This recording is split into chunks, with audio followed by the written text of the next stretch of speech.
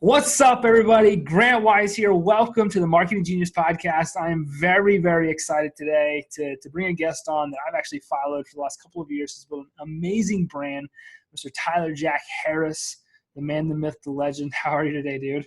Dude, I'm incredible. I'm glad to be here. Awesome. So I've followed you for a minute, like I was just saying. And so if you guys are listening to this, I highly encourage you to go check out this man's Instagram. He will show you how it's done. But tell everybody, man, that maybe doesn't know you. Who are you? How'd you get to where you are today? Sure, man. I like to consider myself an ordinary guy, trying to do extraordinary things by being willing to put in the extra. And to me, that extra is the work. And my story really gets started about 4.5 years ago. Found myself in a low point, rock bottom, had gone through a marriage failure, had gone through a business failure, and was just really, really at a low point. Confidence was at an all-time low, and really had no idea where I was going to go from there. Had one of those, cliche moments of really taking ownership and understanding that I was exactly where I was supposed to be. It was all my fault. And the encouragement was that if I got myself into that mess, I could get myself out of it. Some mentors came into my life around that time, 3 guys. And to be honest, they saw more in me than I saw in myself at that time. And they began to pour into me, gave me an opportunity to come work with them in the insurance business. And I did that. I had to borrow the money to get started. I mean, I was flat broke in debt.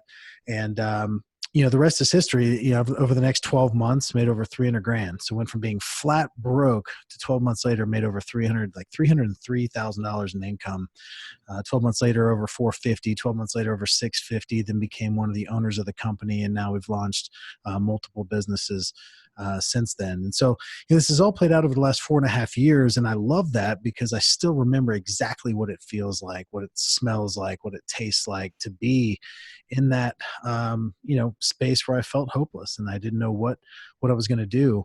And to be able to share with other people kind of how I got out of it, and to hopefully be able to pay that forward for what those mentors did in my life by helping somebody else to some degree and change their own life.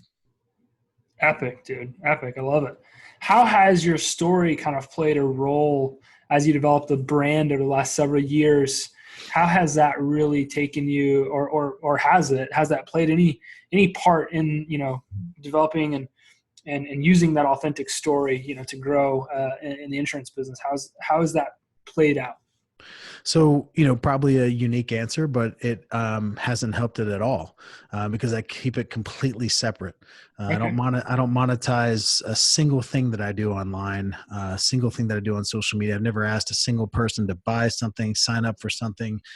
I'm getting yelled at on a daily basis because I won't even ask people for their email address. But I don't ask for anything because I don't need anything from anybody else. It's simply my way of paying it forward and to give back. This whole idea of being blessed to be a blessing. I just completely have gone all in on that. And so, I haven't sold a single life insurance policy because of the fact that I do anything on social media. I've actually turned down multiple people monthly that ask me about life insurance, and I just tell them that's just not something I want to get into.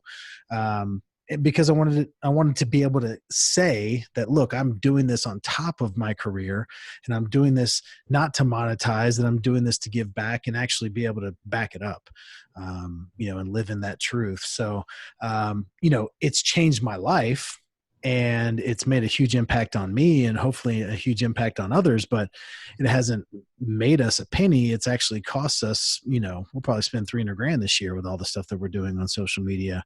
And with the expectation and understanding that we won't get a penny from that. But it's really just following Gary Vaynerchuk's blueprint, providing value without asking for anything in return. And, he talks about whoever can hold their breath the longest wins. And, I've kind of got this weird idea that what if I never monetize? It means probably that my other businesses were doing extremely well if I never had to. Yeah. And I think it's a unique, a unique perspective that you don't see a lot, especially, coming from the phase that I'm in. You see a lot of times these people that have massive success and then they go to start giving back. You don't see it a lot of times, somebody giving back while they're in it. But that's just, that's what we're trying to do. We talk about scaling impact. Like that's our ROI, is the impact that the content hopefully will create in somebody's life. Do you feel like there's a moment that takes place, or a time or a shift that happens where you go from maybe being in a place like, I need to do this because it's going to make me money, making that shift, like I'm just going to do this just because it's the right thing to do? I don't know, because I haven't ever done it to make money. I don't know. I think that it's probably more difficult to make that transition when you do it for money to begin with. Yeah. If you do it from the very beginning, just to provide value and just to be, to serve other people, then I think the transition to go from that to a point where you're making money off of it is a lot more smoother transition than trying to take someone that's doing it selfishly for money that all of a sudden now wants to get altruistic. It's very blurry line there. And, I don't have anything against anyone that monetizes on social media whatsoever. Like if that's what you do, if that's what somebody does with their business, like there's tremendous value in people paying for value. Like there's nothing wrong with that at all. I just personally believe that it's a whole lot more difficult and a whole lot more meaningful if I never have to ask someone for something in order to give them something. Yeah. Is there a type of person or group of people that your content you feel is like meant to serve, is geared towards? Is there a specific message you hope that people grab? I mean, I really try to be as universal as possible. What I ultimately want is for, everyone's either in a storm, coming out of one, or headed towards one. And having come out of a number of storms in my life, I want to prepare people that are headed towards one, and I want to give people hope that are in it. Because there's a blessing on the other side of every storm. And I've just learned that until you become the person that can receive it, you'll never get it. And that's the encouragement to someone that's going through that difficult time, is that, hey, this difficult time is literally an opportunity for you to grow. And if you do not participate, if you do not grow, then you will not receive the blessing that's on the other side of it. And the more difficult it is, probably the bigger the blessing is. And, when someone's going through a difficult time, it's kind of like, hey, screw you. You don't understand what I'm going through. Yeah. I do understand, because I've been there. And a lot of times you never realize it until hindsight. I just want to give people through my hindsight a glimpse into what that could look like, and to have a different perspective as they're going through difficult times, and so that they can actually see those difficult times as preparing them for what's to come. And so that's everybody. Like everybody's going to face that. So, we don't, narrow it down to, 18 to 40-year-olds that are in this business. Like everybody goes through stuff. Yeah. And I've had such incredible conversations with, 55-year-old women that are, going through a struggle, and a 18-year-old high school boy that's going through struggles. Like, the impact is the impact. And I don't care where that impact lands. I just hope that it stays there when it gets there. Yeah. How did you get so good at telling yourself no? Telling myself no? Yeah. Because like for me, for example, probably should add a little bit to that question. I can almost guarantee you get new opportunities that fed to you daily that it sounds like you probably just turned down because you have your lane, right, with life insurance, and then you have your content, which is a big part of your life. So I'm sure you probably say no a lot. How do you measure opportunity cost versus opportunity gain? Like, take us through some of that. It's a great mindset to have. So just curious. Yeah. So, I mean, one of my favorite quotes is, the main focus is to remain focused. And for me, again, doing all of this other stuff on social media on top of my career, the majority of people look at that as, okay, any hour that I take away from my career that's making me money, I have to make up in what I'm doing over here on social media. Well, I'm saying I go all in on my career so that I can fund all this other stuff. And so that makes it to where I know very clearly whether an opportunity fits within those lanes or not. And I just don't I don't have time or capacity to even contemplate anything else. Like if it's not within one of the areas that are bringing in revenue for us business wise, and if it's not in an area where I feel like I can scale impact on the social media side, then I don't even really entertain it whatsoever. This idea that we can multitask is absurd. Nobody can multitask. And so I just try to stay laser focused in whatever lane that I'm in at that time. And if it doesn't fit within those lanes, I just, don't waste time. And that's through error, like through trial and error. Like I've tried plenty of things and got distracted and, put my head up 6 months later and been like, crap, I've gotten way off track here, and had to ditch some of those things and get back to what I was focused on or should have been focused on. So you learn through experience. It's not something that I knew from day one, and was strong willed and didn't, because you can get crippled with opportunity. Every day somebody's asking me if I keep my options open and if I'm looking for other. You hear it all the time. One question that I always like to ask when someone is pitching me an opportunity or an idea, I like to ask them, and this is something I learned from my mentor. I ask them, is this going to be really difficult? Is this going to be really, really difficult to like make work and make successful? And usually people will respond to that in the way that they think that I'm asking it. And they'll be like, no, like this isn't going to take much time at all. And I'm like, well, then I'm not interested at all.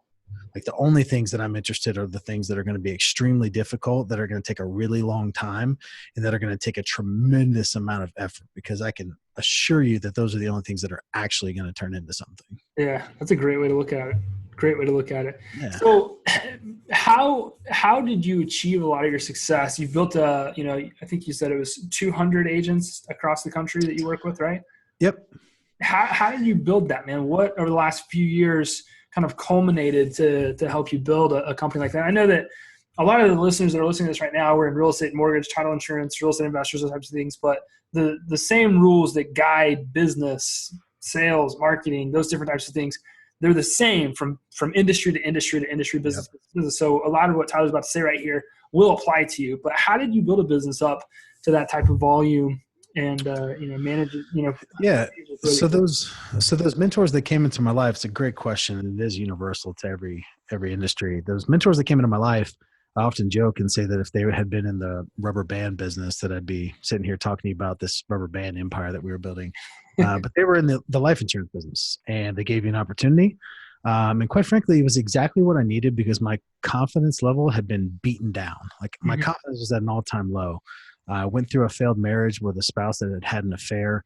And as a man, that will crush your confidence. I had went through a failed business, which crushed my confidence. And I had this fear of going all in again, for fear that it would be taken away from me, because these things had been taken away from me. And so my confidence was an all-time low.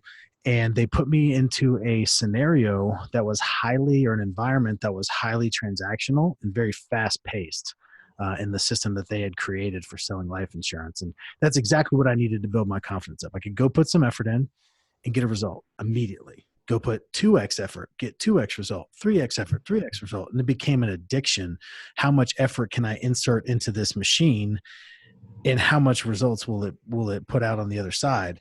And so that's exactly what I needed to build my confidence level back up. And it was an interesting time period for their business that they created, and they created the system that was absolutely incredible. And they were at a period, a time in their business where they had, we probably had 30, 40 agents, but they needed someone to go out there and show people what was possible. The Roger Bannister, the 4-minute mile. They just needed someone to go show people that it could be done. When he broke that record, the 4-minute mile, it got broken again like a couple weeks later. Yeah. Now there's high school kids that break a 4-minute mile, which is crazy. And so they literally told me to just put my head down and just absolutely just work harder than anyone has ever worked in this business, and show people what was possible as far as production, as far as number of policies that I could sell.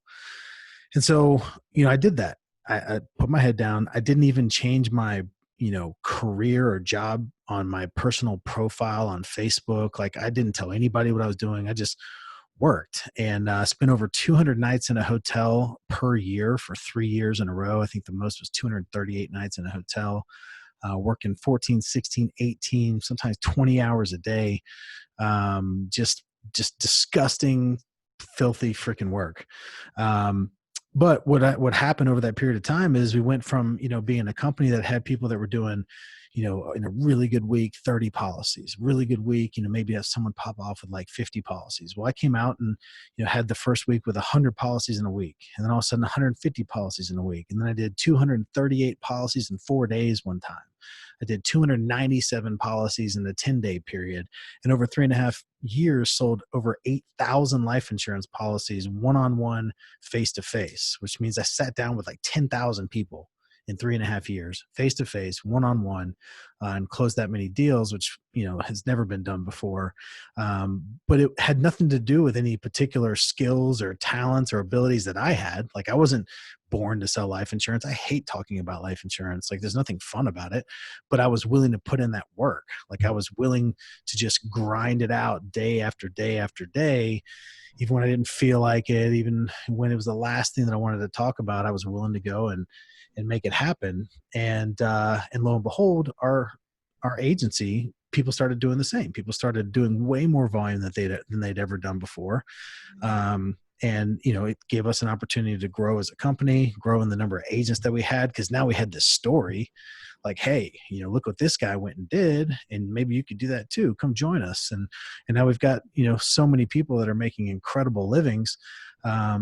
That to me is the best recruiting method ever, is having a success story that people can look at and say, well, if he did that, maybe I could at least do like half of that, like maybe I could at least do like 70% of that, and I'd be doing awesome.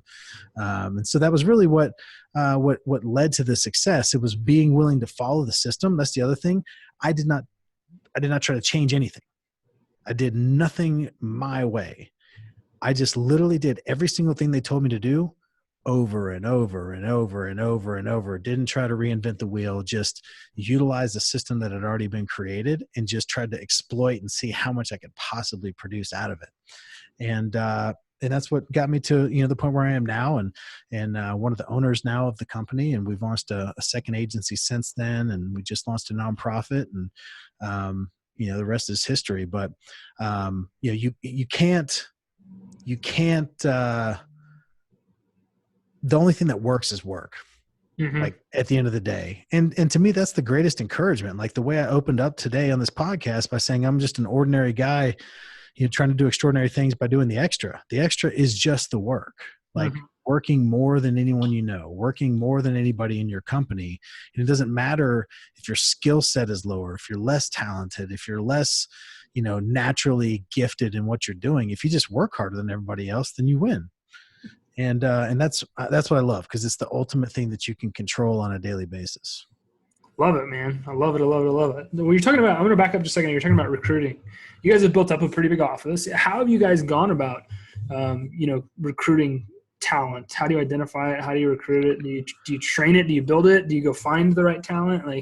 So we have an insanely thorough recruiting process once we get somebody that's interested, into making sure that they are the exact right fit. Like, we don't want to bring somebody on board that doesn't have a high probability of succeeding. That doesn't do anybody any good. Yeah. We invest heavily in our agents, which is rare. Most life insurance companies, the training is basically like, hey, come on board, figure it out yourself. In 6 months, if you're still around, then we'll start, helping you. Because it's kind of this churn and burn, and there are so many that fall off. We just don't believe in that. We believe in recruiting the right people on the front end, investing in them heavily, and setting them up for success. But there's a lot of stages in our recruiting process that really narrow down so that we know, kind of like a Moneyball scoring system on the probability of them being able to win or not in this business. But the way we recruit is through social media. So we run retargeted Facebook ads against people that follow my content. And I'm not even in some of the ads. And a lot of times I'm like, I don't even know how people find it, but like we get, there have been periods of time where we're getting, 10 to 30 applications a day from people that want to come work with us. And that's with me never talking about it. Like, even talking about it right now is probably more than I've ever talked about, like, that bridge between like what I do and others could do it with us. Like there's never been a video where I'm like, yeah, this is how I got from here to here. And if you want to do it too, click apply now. Like that's never happened ever. It's just kind of this, law of attraction, I think, of just casting this net out there of putting out content and trying to help people and be of value, and knowing that good things will happen in return. Love it. That's a great model. That is the Gary V model for sure. Yeah. Go out there and just be good to people, and it'll come back in some more fashion. Not all, I always like to tell people, not all wins in business are monetary. And absolutely. It's a great guiding rule to look at all the areas of business. And when you go out there and you try to have this massive impact, you will never truly understand the impact that you have the opportunity to create. You won't understand the opportunity that you do have, because not everybody will even tell you about it, right? You'll just know, or somebody, in some third world country will say, I saw this, and because of you, I did this. And you'll probably never know about that, which is pretty cool to sit back and kind of reminisce on for 30 seconds and go out there and keep putting out more content. But it's special when you run into people that have, in my opinion, I always call it making that mindset shift, because you get so many agents, loan officers, insurance agents, real estate investors that are stuck in this obscure place of, I need to do this so that I can make money. I need to do this so that I can benefit. I'm going to pray to God so that he can do something for me. I'm going to go ask the universe so the universe will push something back. You've got so many types of people that are out there just trying to bargain favors. It's unique, and it's nice to run into somebody that just wants to just do. Yeah, man. I mean, the universe will never be indebted to you. And I just know that, like when Gary talks about karma is practical, like these things are just true. You can't, when your intent is right and you're putting out value at this type of scale, like it's impossible for good things not to happen. Yeah. I mean, it's like it, and that's, again, like there's this fine line, like, this whole blessed to be a blessing, like we're not a blessing in order to be blessed, but I feel as though I have been blessed in order to be a blessing. And that is what ends up blessing me even more. Like, it's just an understanding. Like, we don't give with the expectation return for something in return, but we just know that by giving, there will always be return. And the return will always be exponentially greater than what you're doing. And the thing is being patient and not really, like, people ask me all the time, they're like, where do you see all this social media stuff? Like, where do you see this going in 5 years? I'm like, I have no idea. They're like, that's an awesome answer. I'm like, I have no idea. I have no idea what it's going to turn into. I know it's going to be great. I was like, and I have a feeling, and I've said this a lot, that that one of the reasons I don't put a label on it and say like 5 years now this will happen is because I'm pretty sure that anything I can fathom, like anything my imagination can create right now of what it'll be in 5 years, is so small compared to the reality of what it's going to be, that I don't want to put a label on it. Because with the law of attraction, like, I believe in the law of attraction to a sick degree, to where I don't want to attract the wrong things. And I don't want to set something that I think could be possible in 5 years that's way low on the scale of what was really possible, and all of a sudden attract that in my life when I could have had this up here. Yeah. So I just literally just focus on every day trying to maximize the output, and just with the understanding that good things will happen. Do you think that there was a moment whenever you're kind of in the low of lows, back 4.5 years ago, that something kind of shed and you were just like, look, I'm cool with me now? Maybe, I mean, and I'm saying this because, when I was 23, I went bankrupt legally, filed, had to sign, showed up, did all the stuff, lost everything, relationships, family, finance, everything. Yep. And there was a moment in my life where I was like, call it grace, faith, whatever we call it. And I was just like, I've been living the last several years of my life very perceptively, trying to achieve certain things for other people, nothing for myself, blah, blah, blah, blah, blah. There was this moment where I was like, shit, like, it's all gone. Mm-hmm. I'm bankrupt. I'm broke. I'm this. It was kind of becoming comical. It's like, this is hilarious. Like, I'm good. I'm solid. Like, as I am, in the worst form I've ever been my entire life, I'm totally cool with me now.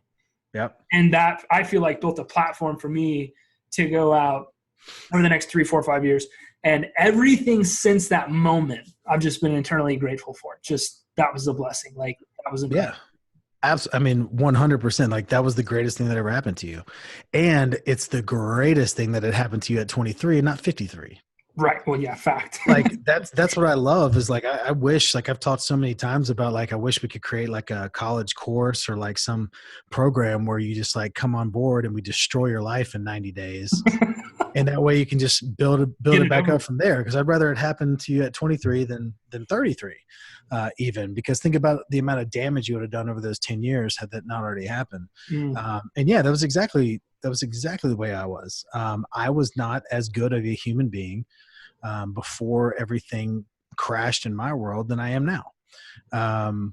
And every single thing, like for me, that moment was taking ownership and understanding that it's all my fault. It's all my fault. That I was exactly where I was supposed to be because of the decisions that I had made, the things that I had done, and that I had to take ownership of everything. And like I would always get pushback, especially from guys when they would talk about my marriage. My wife had an affair for like a long time, and I caught him multiple times, and then it ultimately didn't work. And they're like, "Oh, that wasn't your fault, bro. Like that was her fault. Yeah." I'm like, well, I mean, like think about it. If I had been the absolute best husband on earth and had created the most incredible environment in our home, would that affair still have happened? Probably not, maybe, but I would beg to say no. And so that was my fault. Like that was my fault. But I look back now, and that's the reason why I am the husband that I am today. And that's the reason that I'm the father that I am today. And that's the reason why my household and the environment that I live in now is the way it is because of going through that. And so it happened to me, for me, not to me. And I'm grateful for it. Like my business failures, I'm completely, grateful for them. And I would not be the business person I am today if not having gone through them. So like, when I hear people's stories now, like the worse it got, the more excited it makes me. Because if they have made that switch, like you talked about, that transformation, if they've made that switch and they're on that upward trajectory, it's almost like the lower it went, the higher it can go. Yeah. Almost a direct correlation. When you hear people's stories. And to me, that's the greatest encouragement. Like, I don't care how bad it got. Like, I love that you have that story about being bankrupt. I wish I went bankrupt. Like, I wasn't far from it, but I wish I could say that on paper. Like, that's weird to envy that. But like I wish my story was even worse because I know that I would be able to use it for so much better. And so, yeah, it's a huge part of my life is that perspective on these things happening for me. Love it, dude.